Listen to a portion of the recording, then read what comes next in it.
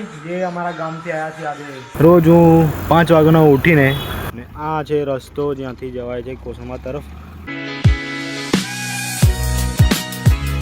તો hello everyone, welcome back to my new vlog. તો guys કેમ છો? આ બધા મજામાં છો ને બધાને ગુડ મોર્નિંગ, જય મહાકાળીમાં, જય માતાજી.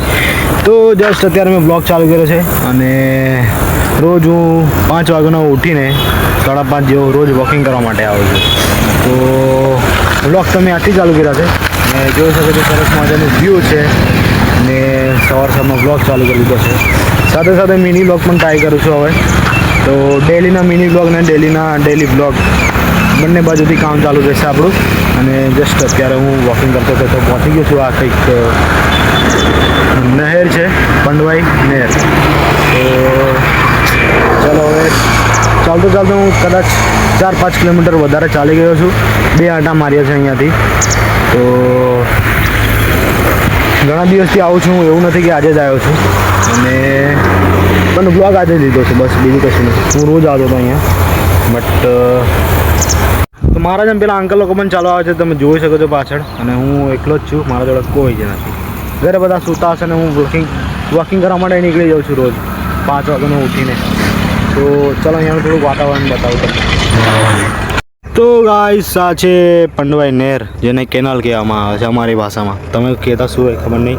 ને આ બાજુ પેલા અંકલ લોકો છે ને આ છે રસ્તો જ્યાંથી જવાય છે કોસંબા તરફ ને આ બાજુ પંડવાઈ તરફ. તો આવું કંઈક સરસ મજાનું વાતાવરણ છે સવારમાં.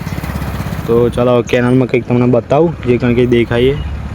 તો ગાઈસ 5-6 કિલોમીટર કદાચ વધારે પણ ચાલી લીધું હશે મેં. તો હવે થોડી ઘણી એક્સરસાઇઝ કરીએ ને પછી નીકળીશું આપણે, કેમ કે આજે કોલેજ પણ જવાનું છે. તો અને હા, કાલનો બ્લોગ ના જોયો તો જોઈ લો. જો પાવાગઢ ગયા હતા અમે, હું ને મારા ભાઈ સાથે, મોટા ભાઈ સાથે. તો એ પણ બ્લોગ જોઈ લેજો, સરસ મજાનો બ્લોગ બનાવ્યો છે મેં. તો ચાલો હવે થોડી એક્સરસાઇઝ કરી લે ને પછી નીકળીએ આપણે. અને અંદર તમને કંઈક બતાવું, માછલીઓ છે અંદર. તો ગાઈસ આ છે નહેર અને અહીંયા જો હવે માછલી આવશે. તો ગાઈસ ફાઇનલી હું ઘરે આવી ગયો છું ને નાહી લીધું છે ને કોલેજ જવા માટે રેડી થઈ ગયો છું. ને આ બાજુ બધું કામ ચાલે છે, એટલા માટે અમારું બધું સામાન રસોડું બધું બહાર કાઢી દીધું છે. તો કામ ચાલે છે બહાર, હજુ પતતું જ નથી, કેટલા મહિનાથી ચાલે છે. તો તાઈ સાથે અમારા દાદી જે અમારા ગામથી આવ્યા છે આજે 2 દિવસથી આજે કોસંબાઈને. Good morning અંકિતે.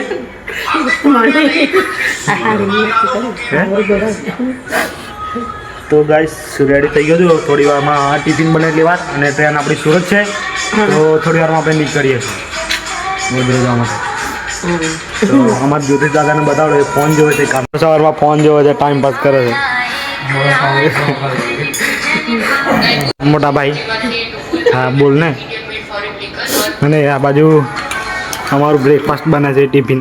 આ અમારા બે ભાભી ટિફિન બનાવે છે અમારું. તો ગાઈસ વાગ્યા છે 10:15 અને ડાયરેક્ટ હું આવી ગયો છું વડોદરા. તો કોસંબાની અંદર પાસ કરાવવાનો તમારો, તો બ્લોગ જ નહીં લીધો. તો ચાલો હવે ફટાફટ બસ પકડી. આજે અમારી ટ્રેન થોડીક વહેલી આવી ગઈ છે. તો ચાલો, તો ગાઈસ પાછળ બધી બસ ઊભી જ છે. હવે મળીએ આપણે ડાયરેક્ટ કોલેજ જઈને, બસ ઉપડે એટલી વાર. તો ચાલો, તો ગાઈસ ફાઇનલી હું કોલેજ આવી ગયો છું અને હવે આપણે આપણું કામ ચાલુ કરીએ. તો મળીએ આપણે બ્રેકમાં.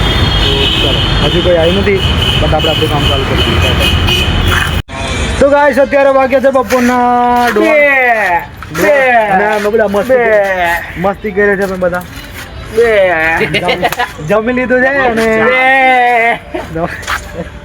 હું મૂકી દઈશ, એ બિઝનેસ મૂકી દઈશ. અને કઈ ફરક જ પડે છે ને, ના મૂકું દઈ મને. તો ચલો ગાઈસ, તો ગાઈસ આવડો મોટો થઈ ગયો તમારે જતો લઈ લેજો. આવડો મોટો જો હા કંઈક આવડો મોટો આવું બધું તો બતાવવાનું હોય. લઈ લેજો બાબુ, જોઈએ તો કોઈ બોલે મારી જાન લીટર બોલ ને. તો ગાઈસ અમે જઈ રહ્યા છીએ કામ કરવા માટે. આ થોડી છે અમારી એક્સો, તમને તો ખબર નહીં પડે પણ અમને ખબર છે એક્સો કહેવાય, થોડી કહેવાય એવું. બ્રેક બધું પતી ગયું છે અને હવે અમે જઈએ છીએ વર્કશોપમાં. અમારા વર્કશોપ બોલે મારી જાન જોબનું પૂરું કામ પતી જશે આજે બધું. તો ચાલો આ ઓગો જો અમારે રૂમાલ નાખીને ફરે. જો યાર 100 કહેવાય તમને નહીં ખબર પડે પણ અમને ખબર છે 100 કહેવાય લોખંડ કમાય છે બધું જ કમાઈ જાય તમારે જે કાપવું હોય કમાઈ જાય. ચાલો ગાઈસ મળીએ પછી થોડી વાર. ગાઈસ અત્યારે વાગ્યા છે બપોરના 3:30 ને આ બધી પબ્લિક કામ કરે છે. આ બાજુ અમે પણ અમારું કામ જ કરીએ છીએ. અમે ખાલી ને આ અમારા અંકિતભાઈ ફૂલ ફોર્મમાં છે. આ ભાઈ હાલા તું જાણે ખાના ને આ ભાઈ ફોનમાં જ વાતો કરે બીજું કશું કરતો જ નહીં. અને બીજું 1 કિલો ઓગલો જો ભાઈ મેં નહીં બોલતો બરોબર. તો ચાલો ગાઈસ મળીએ આપણે થોડીક વારમાં આપણને રજા મળી જશે. તો ગાઈસ અત્યારે વાગ્યા છે સાંજના 4 અને હું નીકળી ગયો છું ઘરે જવા માટે. બસ આવે એટલી વાર બસ પકડીને જઈએ આપણે સ્ટેશન. તો ચાલો તો અમારા જોડે છે 300. તો બસ આવવાની રાહ જોઈએ છે અમે. બસ આવતી નહીં વહેલી. 4 વાગે બેઠો બસ આવતા. સરકારશ્રીને નમ્ર વિનંતી છે કે બસ જલ્દી મોકલો. ને આ છે ઉત્તમ ને આ જયલાનો ભાઈ. નામ તો જયલાભાઈ નામ છે અને એનું નામ નહીં ખબર મને. નૈતિક નામ છે નૈતિક. હા નૈતિક નામ છે. ચાલો ગાઈસ બસ આવે એટલી વાર પછી આપણે જઈએ સ્ટેશન મળીએ. ગાઈસ વાગ્યા છે 5:30 વાગ્યાના 10 મિનિટ થઈ ગઈ છે ને અમારી ટ્રેનનું ટાઈમ થઈ ગયો છે. સિગ્નલ પણ અપાઈ ગયો છે. જસ્ટ અત્યારે ફોન વાગશે એટલે ટ્રેન ઉડી જશે.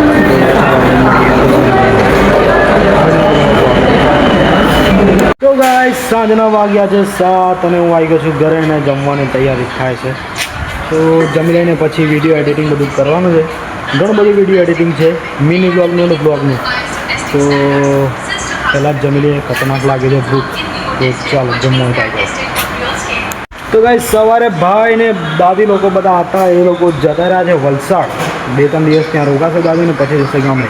અને શું કહેતો હતો બીજું કહેવાનું પણ ભૂલી ગયો.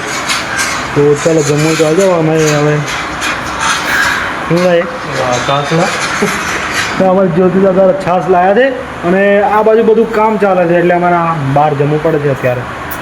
તો ચાલો જમવું હોય તો આવી જાઓ. તમને બતાવું શું શું છે. તો ગાઈસ જમવામાં છે સૂકી તુવેરના બાકરા. હાલા દેખાતો નહીં. સૂકી તુવેરના બાકરા ખતરનાક લીલા. આ છે રોટલા મકાઈના રોટલા અને નીચે છે રોટલી મારા માટે. તમારે જમવું હોય તો આવી જાઓ. તો ગાઈસ તમારે બી જમવું હોય તો આવી જાઓ. અને આ બ્લોગને આપણે એન્ડ કરીએ છીએ. મળીશું આપણે નેક્સ્ટ બ્લોગમાં. તો ચલો બાય બાય. ઘણું બધું એડિટિંગ છે તો મળીએ નેક્સ્ટ બ્લોગમાં. વિડીયો સારો લાગ્યો તો લાઈક કોમેન્ટ શેર અને સબસ્ક્રાઈબ કરી દેજો. પછી મળીશું આપણે નેક્સ્ટ બ્લોગમાં. ત્યાં સુધી બાય બાય. Take care.